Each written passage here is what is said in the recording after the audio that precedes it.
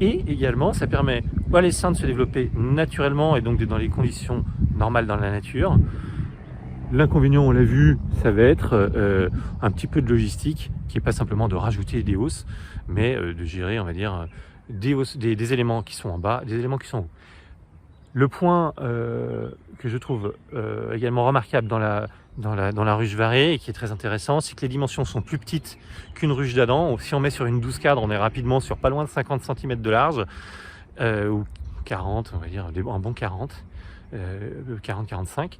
Et ici, on est sur du 27 cm, du plus étroit. Pour quelle raison? Tout simplement, 27-30 cm, tout simplement pour garder, je dirais, un espace pas trop grand où elles ont pas froid, donc elles arrivent à bien le tempérer, d'accord? Si elles arrivent à bien le tempérer, elles vont mieux réguler, que ce soit l'humidité, la chaleur ou le froid, et en hiver comme en été, ça va bien se passer.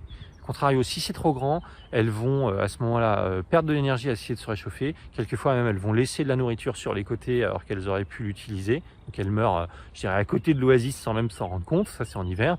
Ici, c'est pas le cas. Elles utilisent absolument tout.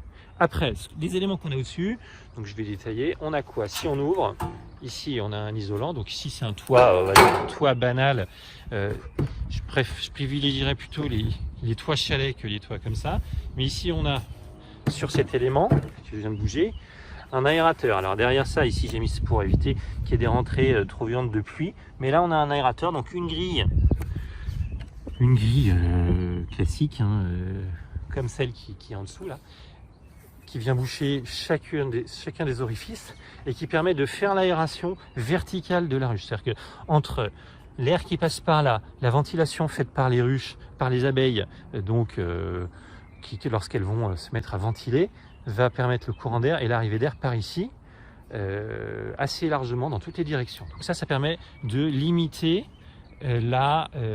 l'humidité et d'avoir une bonne ventilation de la ruche. On ne l'a pas sur des ruches d'Adam. Ici, ça va être pour poser le comment dire, c'est ce qu'on vient pour poser le coussin de, j'ai plus le terme en tête, mais c'est pour mettre la protection thermique en hiver lorsque c'est nécessaire. Donc dans toutes les autres ici, j'ai mis de la protection. C'est un géotextile, enfin c'est quelque chose de rembourdé qui bien protégé de l'humidité joue son office. Donc le courant d'air, le froid ne passe pas vers le haut.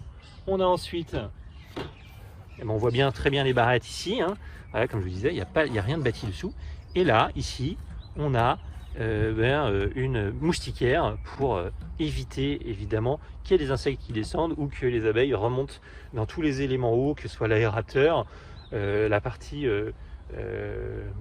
pour la protection thermique, et ici c'est toute la zone, on va dire, du nourrisseur, parce que si on a un nourrisseur à faire, on ouvre un carré dans la moustiquaire. On pose ici soit le nourrisseur pour mettre du sucre liquide, soit on met le pain de candy, et à ce moment-là, les abeilles accèdent facilement. Voilà, donc si je l'enlève, on voit ici les barrettes, 8 barrettes. À l'étage d'en dessous, vous le voyez aussi, c'est la même chose. Et on repose tout.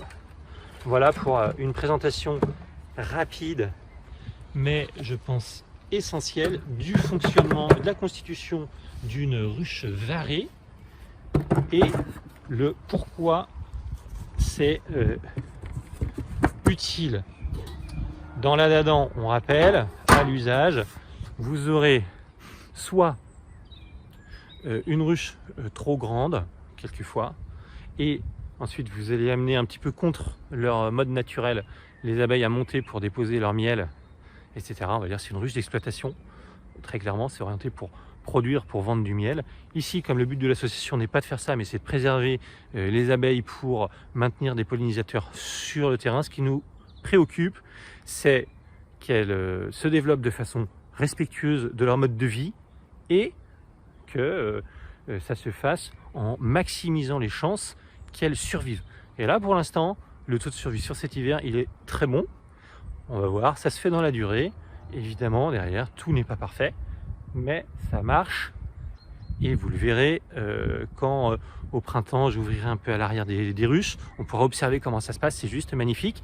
Le point, c'est qu'avec ces trucs-là, forcément, on ne fait pas des visites intrusives. On ne vient pas voir où est la reine, on ne vient pas voir où en est le couvain, ceci, cela. On fait confiance à la nature. On n'ouvre pas trop, ce qui fait que ça ne les perturbe pas. Elles développent ce qu'elles ont, la façon dont naturellement elles se développent dans la nature. Ça marche, ça a marché depuis des milliers d'années. Là, ça marche aussi. Et finalement, on est là pour créer les bonnes conditions pour qu'elles se développent et non pas pour essayer de faire accélérer un petit peu comme la mouche du coche. Non, voilà, si on leur a donné les bonnes conditions d'environnement, qu'elles ont de la cire de la cire neuve pour éloigner les insectes, et comme quand on récolte, on enlève la cire ancienne et elles construisent immédiatement de la cire neuve, il y en a toujours dans la ruche. J'ai envie de dire, c'est un combo gagnant, ça marche. Je vous invite vraiment à le tester pour ceux qui sont orientés surtout sur de la ruche d'Adam. Si vous êtes sur la ruche Varré, j'ai envie de dire, vous avez franchi le pas un petit peu déjà psychologique. C'est très agréable. Et le fait de pouvoir les observer à l'arrière sans les déranger à l'intérieur, a quelque chose c'est très à la fois inspirant, ça permet d'observer, de regarder, d'avoir avec des yeux d'enfant en se disant tiens, c'est de la découverte.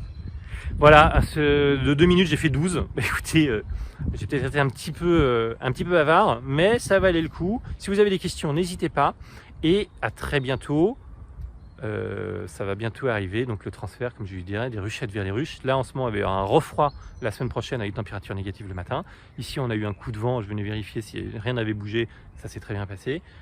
Donc, allez, à la fin après Pâques, je pense que ça va être un bon redout avec les conditions idéales pour mettre des hausses là où il y a besoin, faire les transferts et puis commencer à pouvoir regarder bâtir à l'arrière, c'est génial. À très bientôt. Excellente semaine de Pâques et à bientôt.